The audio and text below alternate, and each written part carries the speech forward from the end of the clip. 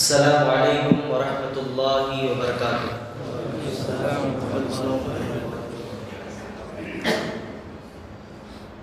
ان الحمد للہ نحمده ونستعینه ونستغفره ونعوذ باللہ من شرور انفسنا ومن سیئات اعمالنا، من يهده الله فلا مضل له ومن يضلل فلا هادي له، وأشهد أن لا إله إلا الله وحده لا شريك له، وأشهد أن محمدا عبده ورسوله، يا أيها الذين آمنوا اتقوا الله حق تقاته ولا تموتن إلا وأنتم مسلمون، يا أيها الناس اتقوا ربكم الذي خلقكم من نفس واحدة وخلق منها زوجها وبث منهما رجالا كثيرا ونساء، واتقوا الله الذي تساءلون به والأرحام إن الله كان عليكم رقيبا، يا أيها الذين آمنوا اتقوا الله وقولوا قولا سديدا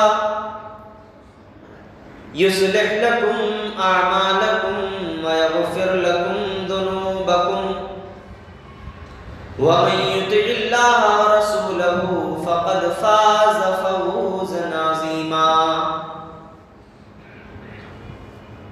أما بعد فإن خير الحديث كتاب الله، وخير الهدي هدي محمد صلى الله عليه وسلم، وشر الأمور محدثاتها وكل محدثة بدعة وكل بدعة ضلالة وكل ضلالة في النار، فقد قال الله تبارك وتعالى في كلامه المجيد والفرقان الحميد، فأعوذ بالله من الشيطان الرجيم من همزه ونفخه ونفثه، بسم الله الرحمن الرحيم، الذين آمنوا ولم يلبسوا إيمانهم بظلم أولئك لهم الأمن وهم مهتدون، رب اشرح لي صدري ويسر لي أمري واحلل عقدة من لساني يفقهوا قولي، رب زدني علما، اللهم رب زدني علما۔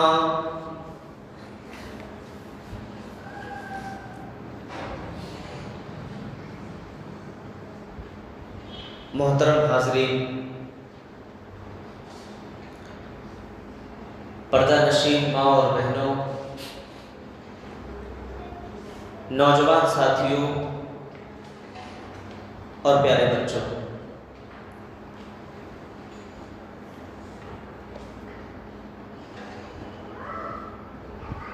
شاعر کہتا ہے کہ جو دنیا میں سنائی دے اسے کہتے ہیں خاموشی، جو دنیا میں سنائی دے اسے کہتے ہیں خاموشی، جو آنکھوں میں دکھائی دے اسے طوفان کہتے ہیں۔ حضرات، سب سے پہلے میں اللہ رب العالمین کی بڑائی، بزرگی، کبریائی و عظمت بیان کرتا ہوں، جس نے ہمیں اس دنیا کے اندر زندگی عطا فرمائی، صحت سے نوازا، اور زندگی کے لیے جتنی بھی چیزیں ضروری ہو سکتی تھی اللہ تعالیٰ نے ہمیں مہیا کرا دی، اور اس کے بعد ہم ابھی اس نعمت کا شکر ادا کر ہی نہیں پائے تھے کہ اللہ تعالیٰ نے ہمیں ایمان کی دولت سے نواز دیا. تو اتنی نعمتیں ہیں ہمارے اوپر اللہ کی کہ ہم اسے بیان نہیں کر سکتے، شمار نہیں کر سکتے ہیں. بعد درود و سلام کا نذرانہ ہو ہمارے آخری پیغمبر جناب محمد رسول اللہ صلی اللہ علیہ وسلم کی ذات مقدسہ مطہرہ مصطفیٰ مجتبیٰ پر بالخصوص اور بالعموم تمام انبیاء کرام علیہ السلام پر. ماہرین اور ایکسپرٹ کا یہ کہنا ہے کہ موجودہ دور میں انسان جس تعداد میں نفسیاتی مریض بنا ہوا ہے، تاریخ میں اتنی بڑی تعداد میں لوگ کبھی نفسیاتی مریض نہیں تھے. موجودہ دور کے اندر لوگوں کے علاج اور معالجے کے لیے جتنی کثیر تعداد میں ڈاکٹرز موجود ہیں روئے زمین پر، اتنی تعداد میں کبھی ڈاکٹرز نہیں تھے. اور موجودہ دور میں لوگوں کے علاج کے لیے جتنے ہسپتال موجود ہیں، کبھی بھی اتنے اسپتال موجود نہیں تھے. یہ بے سکونی جو ہمیں نظر آ رہی ہے، ہر آدمی کسی نہ کسی نفسیاتی مرض میں جو مبتلا نظر آ رہا ہے، آخر سبب کیا ہے؟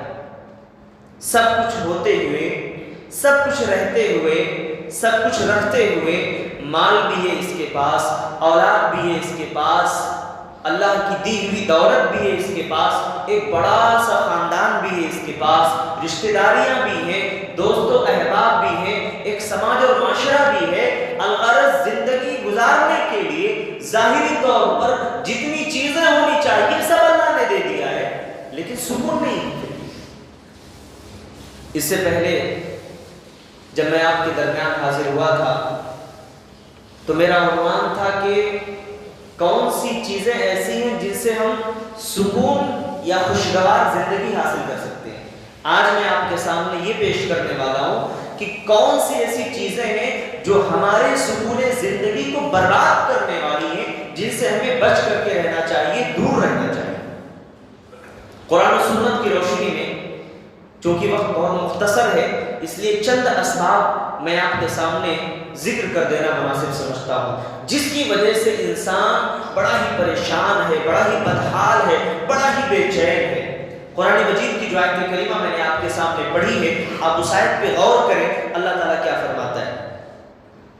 الذین آمنوا ولم یلبسوا ایمانهم بظلم اولئک لهم الامن وهم مہتدون. میرے وہ بندے جو ایمان لے آئے اور اپنے ایمان میں کسی چیز کی کوئی ملاوٹ نہ کی، شرک نہ کیا، اپنے ایمان کو محفوظ رکھا، اولئک لهم الامن، میرے ہی نیک بندوں کے لیے امن ہے، چین ہے، سکون ہے، شانتی ہے. واولئک هم المہتدون، اور میرے یہی بندے ہدایت پانے والے. میرے بھائیو، آپ ذرا غور کرو، اللہ تبارک و تعالیٰ نے ایمان کے ساتھ امن کا تذکرہ فرمایا ہے کہ اگر ہم ایمان لاتے ہیں، اگر ہم اللہ کی ذات کا اقرار کرتے ہیں، اللہ کی توحید کا اقرار کرتے ہیں، تو اللہ نے فرمایا کہ میرے نیک بندے دنیا میں بھی امن کے مستحق ہیں اور آخرت میں بھی ان کو امن ملے گا، چین ملے گا، سکون ملے گا. سکون نہیں ہے زندگی کے اندر. اگر سکون نہیں ہے تو ہمیں اپنے ایمان کا ضرور محاسبہ کرنا چاہیے. آج ہم اپنے کاروبار کا محاسبہ کرتے ہیں، اپنی تجارت کا ہم محاسبہ کرتے ہیں، کتنا فائدہ ہوا، کتنا نقصان ہوا. کب وہ وقت آئے گا کہ ہم اپنے ایمان کا محاسبہ کریں گے، اپنے عمل کا محاسبہ کریں گے اور یہ دیکھیں گے کہ یقیناً اگر ہمیں سکون نہیں ہے ہماری زندگی میں تو اسباب کیا ہیں آخر؟ میرے بھائیوں، سب سے پہلا سبب یہ ہے کہ انسان اللہ تبارک و تعالیٰ سے دور ہو جائے، اللہ تعالیٰ سے دور ہو جائے. وہ اللہ جو انسان کا معبود حقیقی ہے، جو ہمارا خالق حقیقی ہے، مالک حقیقی ہے، رازق حقیقی ہے، جس نے ہمیں اس دنیا میں پیدا فرمایا ہے، جو ہمارا خالق ہے، ہمارا مالک ہے. انسان اس رب سے دور ہو جائے، اس اللہ سے دور ہو جائے، اس کی عبادت سے دور ہو جائے، اس کے قرآن سے دور ہو جائے، اس کے کلام کی تلاوت سے دور ہو جائے، میرے بھائیوں دنیا کے کسی بھی کونے میں چلا جائے وہ انسان، دنیا کے کسی بھی گوشے میں چلا جائے وہ انسان، موسیقی میں شاید وہ شانتی تلاش کرے گا، گانوں میں شاید وہ سکون تلاش کرے گا، دنیا کی نعمتوں میں لذتیں اٹھانے میں شاید وہ اپنے دل میں سکون کی تلاش میں رہے گا، لیکن میں آپ سے یہ بات بڑے دعوے کے ساتھ کہتا ہوں کہ اسے پوری کی پوری زندگی کبھی چین اور سکون نہیں ملنے والا ہے، نہیں ملنے والا ہے۔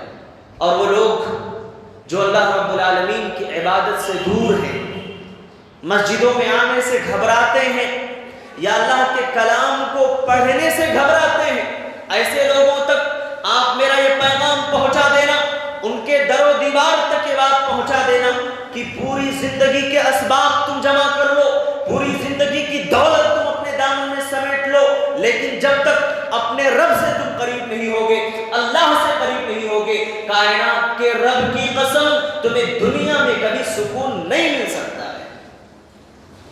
ہمارے نبی صلی اللہ علیہ وسلم کا حال کیا تھا؟ اللہ کے نبی صلی اللہ علیہ وسلم کس چیز میں سکون تلاش کرتے تھے؟ نماز میں سکون تلاش کرتے تھے۔ اللہ کے نبی صلی اللہ علیہ وسلم کہتے تھے اے بلال اذان دو، نماز پڑھو، نماز میں پڑھاؤں گا، میرے دل میں سکون آئے گا، میرے دل کو اطمینان محسوس ہوگا۔ میرے بھائیوں آج ہمارا اور آپ کا حال یہ کہ ہم نماز پڑھتے ہیں، نماز کے بعد جو سنت موقدہ ہے وہ بھی پڑھنے کا ہمیں موقع نہیں ملتا ہے، ہمارے دل میں کاروبار کی اتنی بے چینی ہوتی ہے، کاروبار کی اتنی فکر ہوتی ہے کہ ہم اللہ کی عبادت سے میرے بھائیوں دور بھاگتے ہیں۔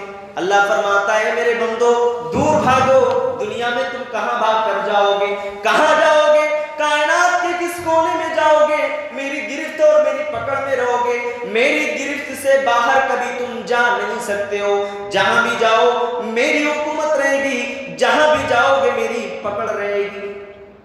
سنت موقدہ نہیں پڑھتے، بھاگتے ہیں، کیا دل میں بے چینی؟ میرے بھائیوں اسی کو بولتے ہیں دل میں سکون ہی نہیں ہے۔ سکون کب ملتا ہے؟ ہم نماز پڑھ لیے، اللہ سے ہم نے کلام کر لیا، اپنے معبود حقیقی سے ہم نے بات کر لیا، اب ہمارے دل میں وہ ٹھنڈک محسوس ہوگی، جن کے دلوں میں جتنا ایمان ہوگا اتنی ہی زیادہ ان کو لذت بھی محسوس ہوگی ایمان کی۔ وَجُعِلَتْ قُرَّةُ عَيْنِي فِي الصَّلَاةِ، میری آنکھوں کی ٹھنڈک تو نماز میں رکھی گئی ہے، لیکن ہمارے نوجوانوں کا حال تو بڑا الٹا ہے۔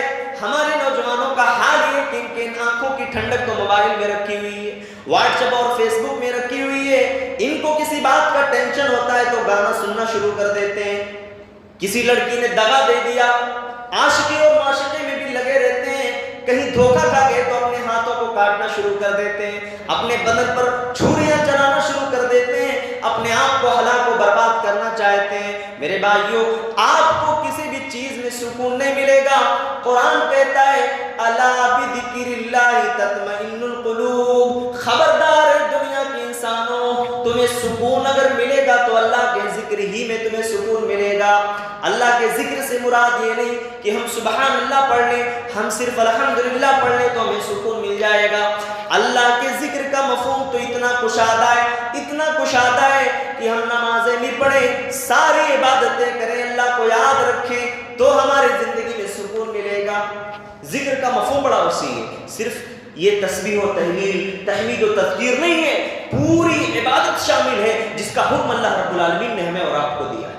تو الا بذکر اللہ تطمئن القلوب۔ میرے بھائیوں اگر کوئی چیز ہمارے دل کو سکون پہنچانے والی ہے تو میرے بھائیوں وہ اللہ کی عبادت ہے۔ اللہ کی عبادت سے جو لوگ دور بھاگتے ہیں، مال و دولت کو سمیٹتے ہیں، تجارت میں لگے رہتے ہیں، اپنے گھروں میں شاید وہ ایئر کنڈیشن پہ رہتے ہوں گے، گرمی کے موسم میں شاید کہ وہ ٹھنڈے اور بہترین ایئر کنڈیشن میں زندگی گزارتے ہوں گے، سردی کے موسم میں شاید وہ گرم بستروں میں آرام کرتے ہوں گے، لیکن جو حقیقی چین ان کے دلوں کو ملنا چاہیے اللہ کی قسم وہ کبھی نہیں مل سکتا ہے جو اللہ سے دور بھاگنے والے لوگ ہیں۔ تو پہلا سبب یہ ہے میرے بھائیوں کہ اللہ رب العالمین سے دوری، اللہ سے دور مت بھاگو میرے بھائی، اللہ سے دور مت بھاگو، اللہ تو اپنی طرف بلاتا ہے۔ اچھا اللہ کی رحمت کا عالم کیا ہے؟ ایک واقعہ میں بتا کر اشارہ کرنا چاہتا ہوں کہ آج ہم اللہ سے دور بھاگ رہے ہیں نا، اللہ ہمیں بلا رہا ہے اپنی رحمت کی طرف۔ سورۃ البروج آپ نے پڑھی ہے؟ ہمارے کتنے بھائیوں نے سورۃ البروج پڑھی ہے؟ الحمدللہ جتنے بھی لوگوں کو پڑھنا آتا ہے رمضان میں بھی آپ لوگ تلاوت کرتے ہوں گے. سورۃ البروج کے اندر آپ نے اصحاب الاخدود کا واقعہ ضرور پڑھا ہوگا. تاریخ اسلام کے اندر یا اس روئے زمین پر اصحاب الاخدود سے بڑا کربناک، شرمناک، وحشتناک اور المناک واقعہ ہو ہی نہیں سکتا ہے، جن کو آگ میں جھونک دیا جاتا ہے، آگ کے حوالے کر دیا جاتا ہے، لیکن وہ اپنے ایمان میں اتنے پختہ اور اتنے مضبوط ہوتے ہیں کہ اللہ کی قسم اپنی جانوں کی بازی لگانا انہیں گوارا ہے، لیکن ایمان کے ساتھ کوئی کمپرومائز نہیں، کوئی سمجھوتا نہیں. اللہ سے قربت کا یہ معاملہ ہے میرے بھائی کہ جب اللہ سے کوئی قریب ہوتا ہے نا تو دنیا کی بڑی سے بڑی مصیبت بھی اس کے سامنے زیرو نظر آتی ہے، زیرو، کچھ بھی نہیں، اس کو جھیلنے کے لیے راضی رہتا ہے. اصحاب الاخدود میں جن ظالموں نے ایمان والوں کو آگ کے حوالے کیا تھا، اللہ تعالیٰ نے ان کے بارے میں کیا فرمایا؟ ان الذين فتنوا المؤمنين والمؤمنات ثم لم يتوبوا فلهم عذاب جہنم ولهم عذاب الحریق، کہ بے شک وہ ظالم جنہوں نے مومن مردوں اور مومنہ عورتوں کو ابتلا اور آزمائش میں مبتلا کیا، آگ کے حوالے کر دیا، ثم لم يتوبوا، پھر انہوں نے توبہ نہیں کیا، فلهم عذاب جہنم ولهم عذاب الحریق، ان کے لیے جہنم کی آگ ہے اور جلانے والی آگ ہے. حضرت حسن بصری رحمۃ اللہ علیہ بیان فرماتے کہ او لوگو اپنے رب کا جود و کرم تو دیکھو، اپنے رب کی رحمت تو دیکھو، اپنے رب کی رحمت کا فیض تو دیکھو کہ ان لوگوں نے اللہ رب العالمین کے اولیاء کو مار ڈالا، انہیں قتل کر ڈالا، ان کی جان لے لی، انہیں آگ کے حوالے کر دیا، اور ان ظالموں کو اللہ توبہ کی دعوت دے رہا ہے کہ اے میرے بندو آؤ تم توبہ کر لو، میں تمہارے گناہوں کو معاف کر دوں. سبحان اللہ. اللہ کے نیک بندوں کو آگ کے حوالے کیا، اللہ ان ظالموں کو کہہ رہا ہے ثم لم يتوبوا، اگر توبہ نہیں کیا تو جہنم میں جاؤ گے، لیکن توبہ اگر تم کر لیتے ہو تو میں بخشنے والا ہوں. میری بخشش کو کون روکنے والا ہے؟ کون روکنے والا ہے؟ ارے اللہ کی ذات تو وہ ہے فعال لما یرید، جو چاہتا ہے کر دکھاتا ہے، کوئی روکنے والا نہیں ہے اس کو. دنیا میں ہم کسی چیز کا ارادہ کر لیں ہمارے لیے کوئی نہ کوئی رکاوٹ آ جاتی ہے. کسی چیز کو ہم کرنا چاہیں ہمیں کوئی ہیلپر چاہیے، کوئی معاون چاہیے. اللہ کی ذات اتنی اعلیٰ ہے، اسے کسی معاون کی ضرورت نہیں. کوئی کام کر رہا ہے کوئی اسے روکنے والا نہیں. اسی لیے حضرت ابوبکر صدیق رضی اللہ تعالیٰ عنہ کو جب تکلیف پہنچی، بیماری میں مبتلا ہوئے، ان کی زندگی کے آخری ایام تھے، اور حکیموں نے آ کر کے ان سے پوچھا کہ کیا حال ہے، طبیعت کیسی ہے، اور دوسرے حکیموں نے آپ سے کیا کہا ہے، تو انہوں نے ایک جواب دیا، بڑا پیارا جواب ہے اور ہمارے اور آپ کے لیے میرے بھائیوں بڑی نصیحت ہے، بہت بڑی نصیحت ہے. انہوں نے کہا کہ میرے حاکم نے مجھے دیکھ لیا ہے، میرے حکیم نے مجھے ہر طرح سے پرکھ لیا ہے، اور میرے حکیم نے مجھ سے کہا ہے فعال لما یرید، انی فعال لما یرید، میں جو چاہتا ہوں کرتا ہوں، میں جو چاہتا ہوں کرنے والا ہوں. دنیا کے سارے حکم جمع ہو جائے، جو میرے حکیم کا فیصلہ ہوگا وہی مجھے قبول ہے. سبحان اللہ.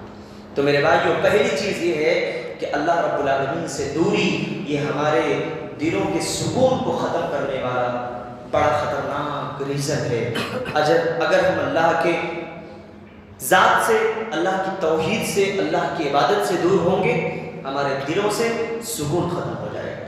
دوسرا سبب جو آج ہمارے سماج اور معاشرے کے اندر بڑا عام ہے، دنیا کی حرص اور اس کی ہوس. ہر آدمی دنیا دنیا دنیا کرتا ہوا نظر آ رہا ہے. اسے بس کچھ نہیں، دنیا چاہیے، دنیا کی مال و دولت چاہیے. اور میں آپ کو یہ بات بتاتا چلوں کہ قناعت پسندی یہ اللہ رب العالمین کی بہت بڑی دولت ہے، اللہ رب العالمین کی بہت بڑی نعمت ہے.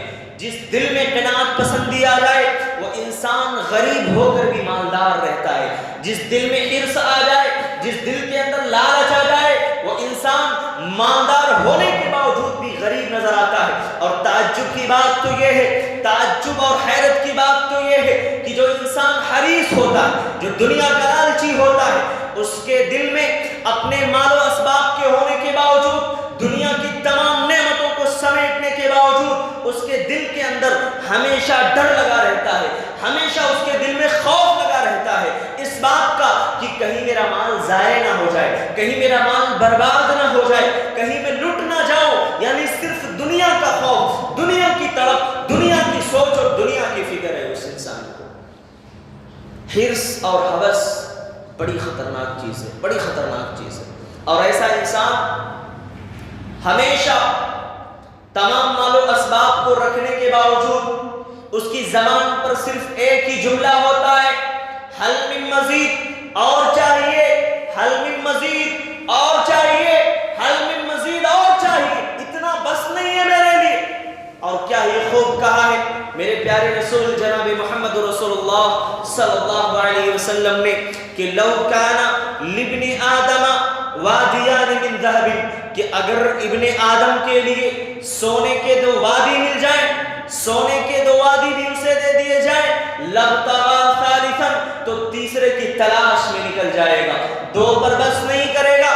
پیارے نبی صلی اللہ علیہ وسلم فرماتے وَلَا يَمْلَأُ جَوْفُ ابْنِ آدَمَ إِلَّا التُّرَابُ، اس کے پیٹ کی اس بھوک کو دنیا کی کوئی دولت نہیں مٹا سکتی، قبر کی مٹی ہی اس کے بھوک کو مٹا سکتی۔ کیا آج ہمارا یہ حال نہیں ہے؟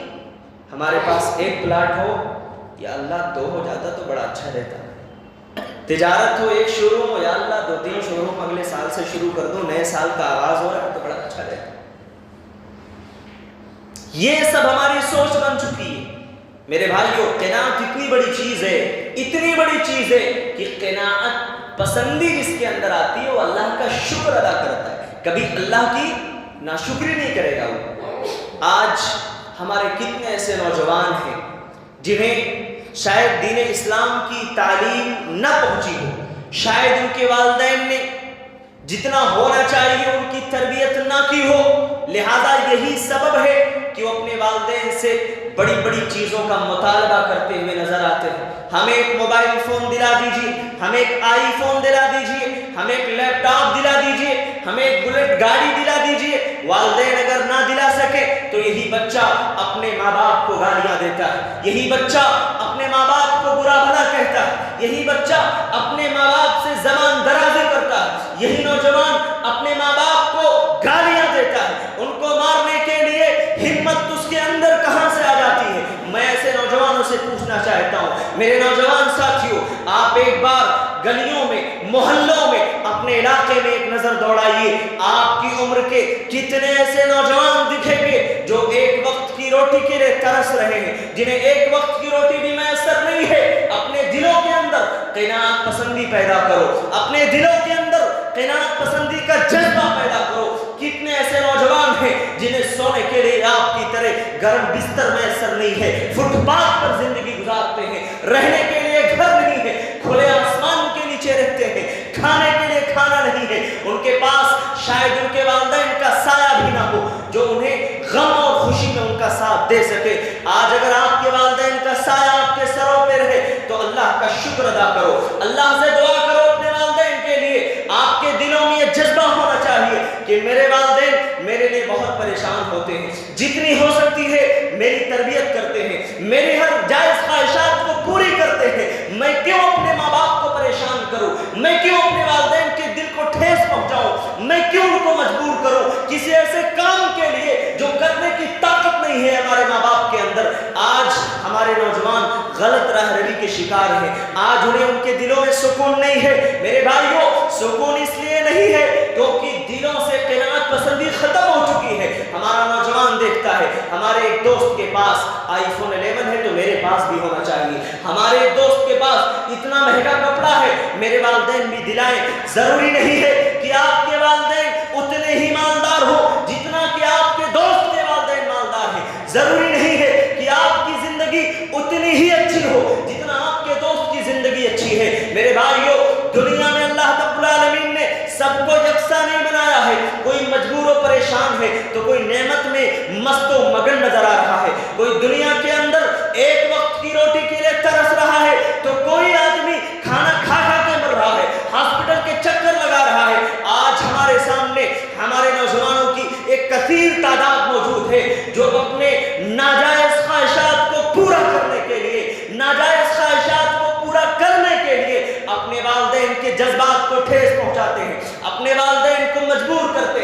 اور میں تو آپ سے کہنا چاہتا ہوں، میں نے پڑھا، مجھے بڑا افسوس ہوا ایسے جگہوں کے واقعات جہاں نوجوان گیم کی بری لت میں مبتلا ہو جائیں، پب جی موبائل، فری فائر جیسے گیم میں اپنے آپ کو مشغول کر لیں، اپنی صحت کو تباہ و برباد کر لیں، اور اگر گیم برابر فون کے اندر نہ چلے تو بڑے جی بی والا ریم چاہیے، اچھے ریم کا فون چاہیے، تاکہ ہمارا گیم اچھا چلنا چاہیے، ہمارے والدین کی زندگی اچھی چلے نہ چلے، ہمارے والدین گھٹ گھٹ کر کے جیے یا نہ جیے، کیسے بھی جیے، ہمیں اس سے سروکار نہیں ہوتا، ہمیں تو اپنے ناجائز خواہشات کو پورا کرنے کا ایک جذبہ امڑتا ہے، ایک شعلہ اٹھتا ہے ہمارے دلوں کے اندر۔ ایسے نوجوانوں کے بارے میں آپ نے اخبار کے حوالے سے سنا ہوگا کہ والدین سے مطالبہ کیا، مجھے ایک موبائل فون دلا دو، والدین بیچارے غریب تھے، قلاش تھے، دولت نہیں تھی اتنی کہ دلا سکے، بیچارے کہاں دن بھر مزدوری کرتے ہیں، کہاں وہ ماں جا کر کے کس کے گھر میں برتن دھوتی ہے، کہاں وہ اپنی ڈیوٹی پوری کرتی ہے، اس کے بعد اپنے بچوں کے پیٹ پالتی ہے۔ ایسے نالائق اولاد اپنے ماں باپ سے مطالبہ کرتے ہیں، مجھے یہ دلا دو، ماں باپ نہیں دلا سکے، بچہ اپنے ماں باپ کا قاتل بن گیا، اپنے ماں باپ کا قاتل بن گیا۔ کتنے افسوس کی بات ہے۔ آج یہاں پر دیکھیے، اگر میں اندازہ لگاؤں تو ہمارے کثیر تعداد میں نوجوان شاید باہر کی دنیا میں بڑے مست و مگن ہوں گے، شاید ان کے دل کے اندر یہ جذبہ نہیں ہوگا کہ ہم قرآن و حدیث کی باتیں سنیں، یوٹیوب کا زمانہ ہے بھائی، سن لیں گے نا یوٹیوب پر، ایمان تازہ ہو جائے گا۔ میں آپ کو بتانا چاہتا ہوں میرے بھائیوں کہ صحابہ کرام کا طریقہ یہ تھا کہ دین کو حاصل کرنے کے لیے مہینوں کا سفر طے کرتے تھے ایک حدیث کو لینے کے لیے۔ آج ہمارے پاس اسباب بھی ہیں، ہمارے پاس ساری چیزیں موجود ہیں، آرام دہ جگہ موجود ہے، ہم ماشاءاللہ ایک ایسی مسجد میں ہیں جہاں ہمیں نہ مچھر کاٹے، نہ کوئی تکلیف ہو، نہ کوئی پریشانی ہو، سکون کے ساتھ بیٹھے ہوئے ہیں، لیکن پھر بھی ہمیں یہ مجلسیں اچھی نہیں لگتی۔ ہمیں تو وہ مجلسیں چاہیے جہاں گپے ہوں، جہاں شپیں ہوں، جہاں دنیا داری کی باتیں ہوں، جہاں دنیا کی باتیں ہوں، جہاں مذاق اور مستی کی باتیں ہوں۔ ہمیں قرآن و حدیث کی باتیں اچھی نہیں لگتی، سکون ہمارے دلوں سے چلا گیا، اسی لیے سکون گیا۔ غلطی ہماری ہے، اللہ کی غلطی نعوذ باللہ نہیں۔ اللہ نے کیا فرمایا؟ وَمَا أَصَابَكُم مِّن مُّصِيبَةٍ فَبِمَا كَسَبَتْ أَيْدِيكُمْ وَيَعْفُو عَن كَثِيرٍ۔ اے میرے بندو، تمہیں جو بھی پریشانی پہنچتی ہے، جو بھی مصیبت پہنچتی ہے، وہ تمہارے اپنے برے کرتوتوں کا، برے اعمالوں کا نتیجہ ہے۔ وَيَعْفُو عَن كَثِيرٍ، وہ تو رب العالمین ہے، وہ تو تمہارے ہر گناہ پر تمہیں پکڑتا نہیں ہے، بہت سارے گناہوں کو تو یوں معاف کر دیتا ہے۔ اگر اللہ تعالیٰ ہمیں ہر گناہ پر پکڑنے لگ جائے، ہمارے ہر برے عمل پر اللہ تبارک و تعالیٰ ہماری گرفت کرنے لگ جائے، کائنات کے رب کی قسم، اس روئے زمین پر رہنے کے ہم قابل ہی نہیں ہیں۔ اتنے برے اعمال ہیں۔ ہمارا نوجوان، اس کو ایک موبائل دے دو، ہر سال موبائل بدلنا ہے، ہر سال ہر ہفتے اچھے بہترین لباس زیبتن کرنے ہیں، یہی سب چاہیے۔ میرے نوجوان ساتھیوں، قناعت پسندی پیدا کرو اپنے دل کے اندر، اللہ کا شکر ادا کرو جس حال میں بھی اللہ نے رکھا ہے۔ مالدار انسان سب کچھ حاصل کرنے کے بعد قناعت پسندی تو یہ ہے کہ جتنی محنت کرے اور محنت کے بعد جو چیز حاصل ہو جائے، اللہ سے دعا کرے، اللہ بس ہے، اتنے پر اللہ نے مجھے رکھا، اللہ کا شکر ہے الحمدللہ۔ یہ نہ سوچے کہ اب میں امبانی اڈانی بن جاؤں، اب میں دنیا کا سب سے بڑا مالدار بن جاؤں۔ میرے بھائیوں، شکر کا جذبہ پیدا کرو، دل میں سکون آئے گا، دل میں اطمینان آئے گا۔ تیسری چیز، اسی لیے پیارے نبی صلی اللہ علیہ وسلم نے فرمایا، انظروا الی من هو اسفل منکم۔ ایک اصول ہمیں سمجھا دیا، آج یہ اصول آپ لے کر کے جائیے۔ کتنے لوگ یہ اصول لے کر کے جائیں گے انشاءاللہ؟ پیچھے والے بھائی، آپ لوگ نہیں لے کے جائیں گے تو جاگیے بھائی، بیدار رہیے۔ کتنے لوگ لے کر کے جائیں گے؟ ذرا ہاتھ اٹھائیں انشاءاللہ۔ یہ اصول آپ لے کر کے جاؤ۔ پیارے نبی صلی اللہ علیہ وسلم نے فرمایا، انظروا الی من هو اسفل منکم۔ دنیا کے معاملے میں اپنے سے کمتر کو ہمیشہ دیکھنا، اپنے سے اونچے کو نہیں دیکھنا۔ وہ تو اتنا بڑا بن گیا، اس کے پاس تو اتنے بگلے ہیں، اس کا تو یہ کاروبار ہے، تو سرکاری ملازم ہے، میرے کو بھی ہونا نہیں۔ میرے بھائی، دنیا کے معاملے میں اپنے سے کمتر کو دیکھنا، آپ کے دل کے اندر شکر کا جذبہ پیدا ہوگا، لیکن دین کے معاملے میں میرے پیارے نبی صلی اللہ علیہ وسلم نے ہمیں یہ ضابطہ سمجھا دیا، دین کے معاملے میں ہمیشہ اپنے سے اوپر کو دیکھو گے تمہارے اندر نیکی کا جذبہ پیدا ہوگا، لیکن دین کے معاملے تمہیں تو کوئی دیکھتا ہی نہیں کہ بھائی فلاں صاحب تو ماشاءاللہ اتنے نوافل پڑھ رہے ہیں، میں بھی کل سے ان سے زیادہ پڑھنے کی کوشش کروں گا۔ دین کے معاملے میں بڑھنے کا جذبہ صحابہ کے اندر تھا۔ میرے محترم بزرگوں اور دوستوں، میں ذکر یہ کر رہا تھا کہ ہمارے زندگی کا سکون برباد کرنے والے جو اسباب ہیں، آج ہم دنیا کا مال و متاع حاصل کرنے کے باوجود شاید سکون کی دولت سے محروم ہیں۔ اور یاد رکھیے، ایک انسان دنیا کے اندر جو اللہ پر ایمان نہیں رکھتا، جو قرآن پر ایمان نہیں رکھتا، وہ دنیا کا سب کچھ حاصل کر سکتا ہے لیکن سکون کبھی اسے حاصل نہیں ہو سکتا۔ تو تیسرا سبب جو ہمارے زندگی کے سکون کو برباد کرتا ہے وہ ہے جذبہ حسد۔ یاد رکھیے کہ ہر انسان کے دل میں اللہ تعالیٰ نے حسد رکھا ہے، ہر انسان کے دل میں۔ اسی لیے سلف کہا کرتے تھے ما خلا جسد من حسد، کہ کوئی بھی جسم ایسا نہیں ہے جو حسد سے خالی ہو۔ فَأَمَّا اللَّئِيمُ فَيُبْدِيهِ، لیکن معاملہ یہاں آتا ہے، زندگی ہماری آزمائش ہے، اللہ نے یہ جذبہ ہر ایک کے اندر رکھا ہے، کسی کے اندر زیادہ تو کسی کے اندر کم ہے یہ جذبہ، اللہ تعالیٰ آزماتا ہے ہمیں اس جذبے کے ذریعے سے۔ اما اللئیم فیبدیہ، جو آدمی کمینہ پن کا شکار ہوتا ہے وہ اپنے اس جذبے کو ظاہر کر دیتا ہے اپنے قول کے ذریعے سے، اپنے عمل کے ذریعے سے۔ واما الکریم فیخفیہ، جو آدمی شریف ہوتا ہے، جو آدمی بااخلاق ہوتا ہے، وہ اپنے اس جذبے کو چھپا کر کے رکھتا ہے۔ اور یاد رکھیے کہ حسد کرنے والا انسان اپنے محسود کو کوئی تکلیف پہنچانے سے پہلے ہی حسد کی آگ میں وہ خود جل جاتا ہے، وہ خود اپنے آپ کا نقصان کر بیٹھتا ہے۔ اسی لیے سلف کہا کرتے تھے ما رأیت ظالما اشبہ بمظلوم من الحاسد، کہ ہم نے ایسے ظالم حاسد سے جو مظلوم کے مشابہ ہوتا ہے اس سے بڑا ظالم کوئی نہیں دیکھا، کہ ان یصل یقتل الحاسد، کہ اس کا حسد کرنے والے کو ہی کھا جاتا ہے، اسے قتل کر دیتا ہے، قبل ان یصل المحسود، اس سے پہلے کہ اس کا حسد محسود کو کوئی نقصان پہنچائے، جس سے وہ حسد کر رہا ہے اس کو کوئی تکلیف پہنچائے، اس سے پہلے ہی اس کا حسد اس کا بگاڑ دیتا ہے، اسے خاک میں ملا دیتا ہے، اس کا جسمانی نقصان ہوتا ہے، ذہنی نقصان ہوتا ہے، اور وہ اضطراب اور پریشانی میں مبتلا رہتا ہے۔ میں کسی کی خوشی کو دیکھ کر جل رہا ہوں، میں کسی کی نعمت کو دیکھ کر جل رہا ہوں، اس کا تو کوئی نقصان نہیں، ہمارا اپنا نقصان ہو رہا ہے۔ اسی لیے میرے بھائیوں کبھی بھی حسد نہیں کرنا چاہیے۔ حسد سے اللہ کے نبی صلی اللہ علیہ وسلم نے منع فرمایا ہے، ہم حسد نہ کریں، اپنے نفس سے لڑیں، اپنے نفس پر ہماری گرفت ہونی چاہیے۔ تو یہ تیسرا سبب ہے جو ہماری زندگی کے سکون کو ختم کر رہا ہے۔ چوتھا سبب ہے خاندانی جھگڑے، دل کا سکون ختم ہے۔ شوہر کا بیوی سے جھگڑا، شیخ غلط کہہ رہا ہوں کیا؟ آج خاندانی جھگڑے ہو رہے ہیں کہ نہیں ہو رہے؟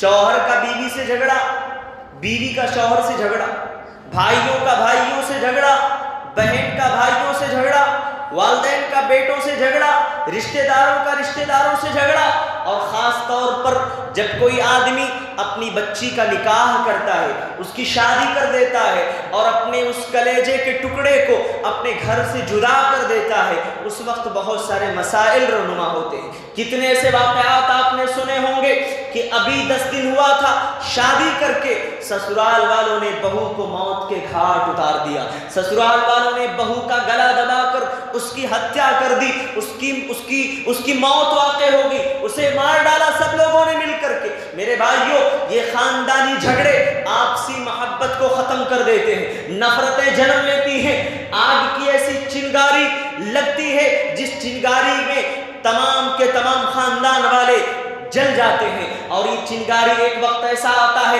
کہ شعلہ بن جاتی ہے، پھر اس شعلے میں صرف خاندان کے افراد ہی نہیں آتے، محلے اور گاؤں کے لوگ بھی اس آگ میں جلتے ہیں۔ میرے بھائیوں میں بڑے ہی افسوس کے ساتھ کہنا چاہتا ہوں، ہمارے بودھن کے رہنے والے ایک صاحب ہیں، امجد صاحب ان کا نام ہے، ملاقات اچھی ہے، باتیں گفتگو ہوتی رہتی ہیں۔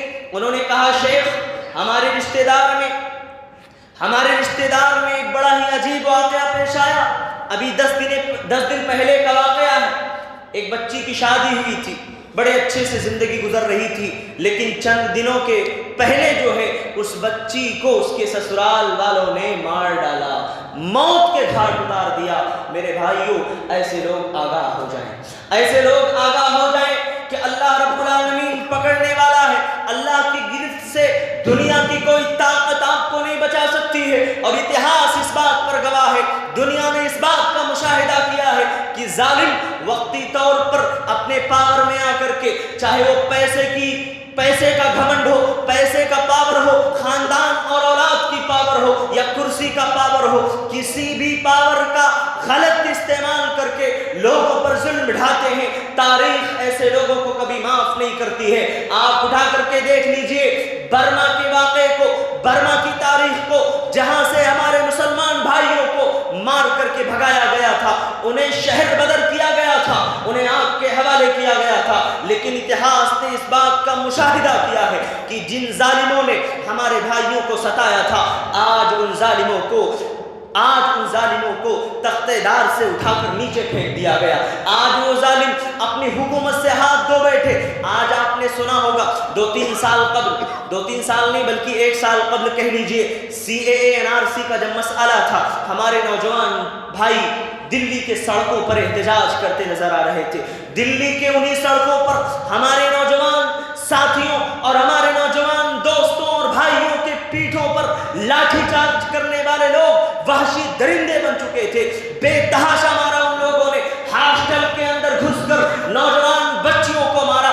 شرم نہیں آئی ان اہلوں کو، شرم نہیں آئی ان ہجڑوں کو جنہوں نے بچیوں کے اوپر ہاتھ اٹھایا. میرے بھائیوں، آپ نے ویڈیو دیکھی ہوگی، ابھی چند دنوں پہلے کا واقعہ ہے. ان ظالموں کو اللہ نے ایسا مزہ چکھایا اور ایسے ہی دکھایا کہ جو ظالم ان نوجوانوں پر لاٹھیاں چارج کر رہے تھے، آج وہی لاٹھیاں کھا رہے ہیں دلی کے سڑکوں.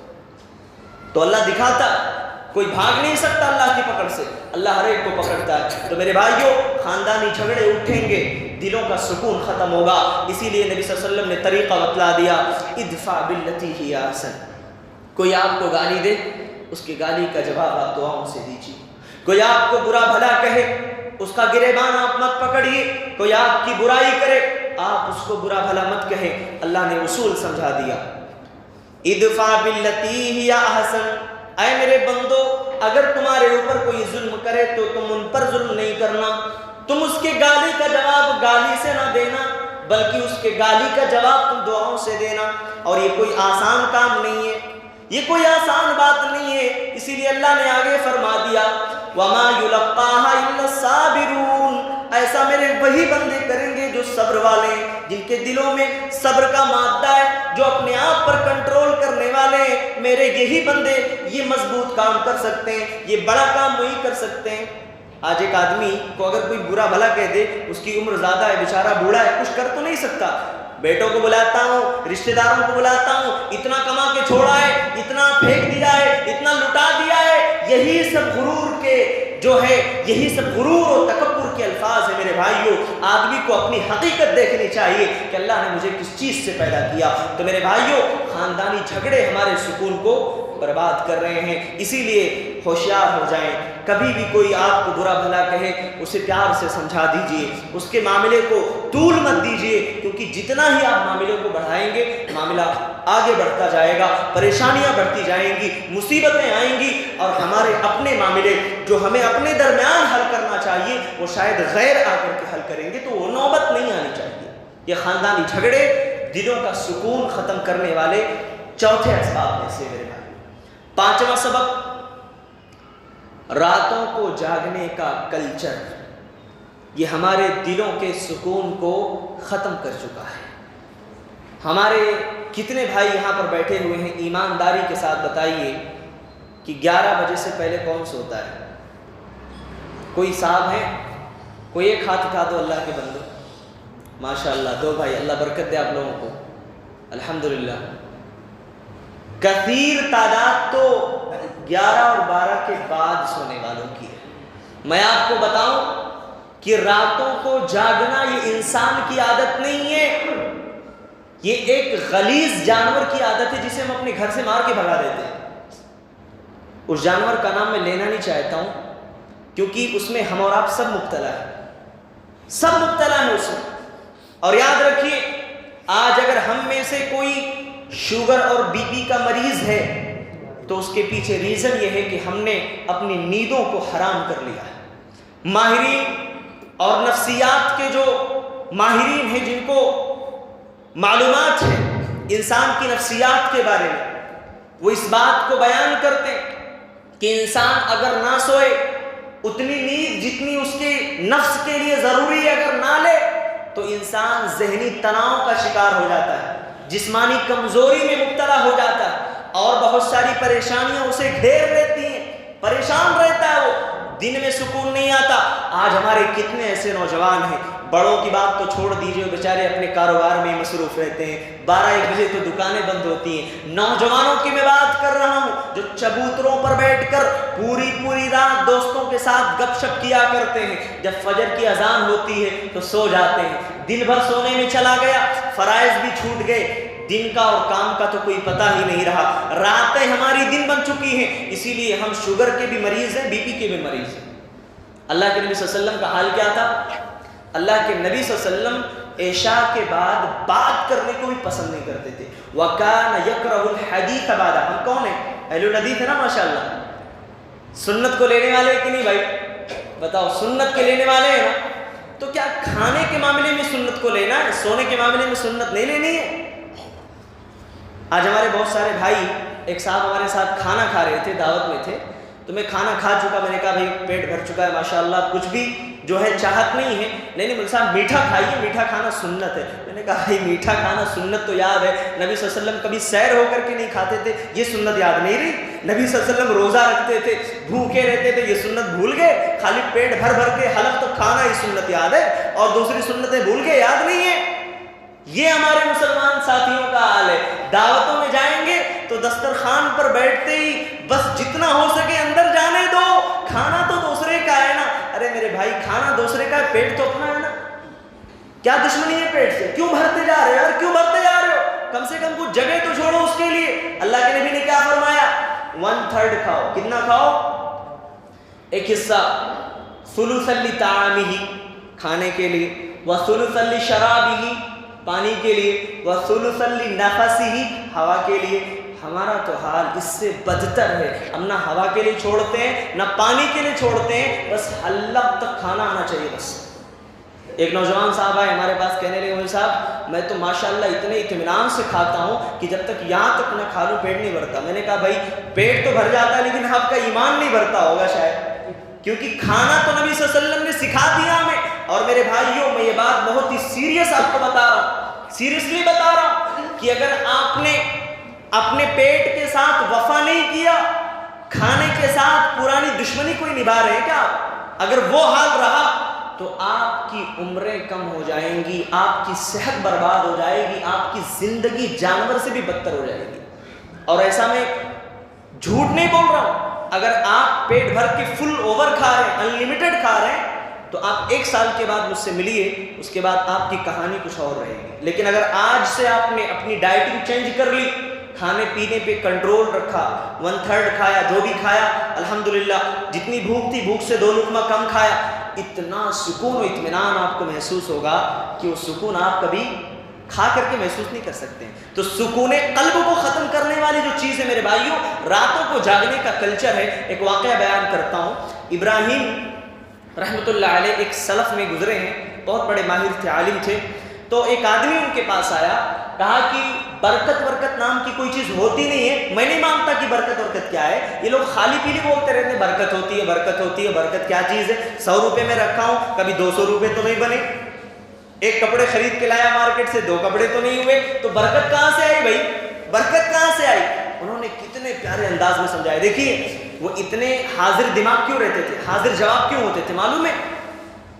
راتوں کو جب اللہ نے سونے کا حکم دیا ہے نا تو سوتے تھے, جب جاگنے کا حکم دیا ہے تو جاگتے تھے, تہجد گزار تھے وہ لوگ. اس لیے ان کا دماغ کمپیوٹر سے بھی تیز تھا. آپ کو معلوم ہونا چاہیے امام ابن قیم, امام ابن تیمیہ رحمہ اللہ اور بڑے بڑے جو محققین ہیں اتنے مائنڈڈ تھے اور اپنے میدان میں اتنے بڑے قلم و کرتاس کے شہسوار تھے کہ اگر ظالموں کو جواب دینے کے لیے اپنا قلم اٹھا لیں تو ان کا قلم تلوار بے نیام کی طرح ہوتا تھا، ان کا گردن قلم ان کی گردن ختم، ان کی باتوں کا ایسا جواب کی سوال ہی نہیں پیدا ہو دوبارہ. تو ایسا تھا ان کا. ہمارے یہاں کیا ہے، بحثوں پہ بحثیں ہوتی رہتی، معاملہ حل ہی نہیں ہوتا ہے، کبھی حل ہونے والا نہیں ہے. تو یہ حال ہو چکا ہے میرے بھائیوں. تو وہ آدمی آیا، کہا برکت میں مانتا نہیں ہوں کیا چیز ہے، برکت بتائیے کیا ہوتا ہے. انہوں نے کہا کہ دیکھیے ایک جانور ہوتا ہے کتا. کتے کو دیکھا ہے آپ نے؟ کہاں دیکھا ہے، بالکل. کہا کہ دیکھو کتیا زیادہ بچے دیتی ہے، بکری زیادہ بچے دیتی ہے. کہا نہیں، کتیا زیادہ بچے دیتی ہے، 6 7 بچے ہوتے ہیں اس کے. کہا لیکن برکت کس میں نظر آتی ہے، بکری کے بچے میں کہ کتے میں؟ کہا نہیں، بکری میں زیادہ نظر آتی ہے، اس کو کاٹ کے لوگ کھاتے بھی ہیں، استعمال بھی کرتے ہیں، تو برکت تو اس میں زیادہ نظر آ رہی ہے، کتے میں تو نہیں. اس کا سبب معلوم کیا کبھی؟ اس کا ریزن پتا کیا کبھی؟ کیا ریزن ہے؟ کہا نہیں. کہا یہی تو کمی ہے. ریزن یہ ہے کہ کتا فجر تک جاگتا رہتا ہے، جیسے فجر ہوتی ہے سو جاتا ہے، اور بکری کا حال یہ ہے کہ جیسے رات ہوتی ہے سو جاتی ہے اور فجر اور تہجد کے وقت بیدار ہو جاتی ہے. سبحان اللہ. جانوروں نے اپنا فطرت نہیں بھولا، ہم اپنی فطرت بھول چکے ہیں. ہمیں تو دولت چاہیے، ہمیں تو پیسے چاہیے، ہمارا شو روم، ہمارا ہوٹل تو 12-1 بجے سے پہلے بند نہیں ہونا. میرے بھائیوں، آپ کا ہوٹل بند ہو نہ ہو، آپ نے جن کاریگروں کو لگایا ہے وہ گھر کو جائیں نہ جائیں، لیکن آپ اپنی ڈائٹنگ ضرور چینج کر لیجئے کہ عشاء سے پہلے کھا لیں گے اور عشاء کے فوری بعد سو جائیں گے. انشاءاللہ آپ کی صحت اچھی رہے گی، آپ بالکل صحت مند رہیں گے. اور نبی صلی اللہ علیہ وسلم نے جو دستور اور جو اصول ہمیں سمجھایا ہے اس میں صرف عبادت ہی نہیں ہے، نبی صلی اللہ علیہ وسلم نے طب بھی بتا دیا ہے کہ یہ کرو گے تمہاری صحت بھی اچھی رہے گی. پانی کا طریقہ، پینے کا طریقہ اللہ کے نبی نے سمجھا دیا. 3 سانس میں پیو، تھوڑا تھوڑا پیو.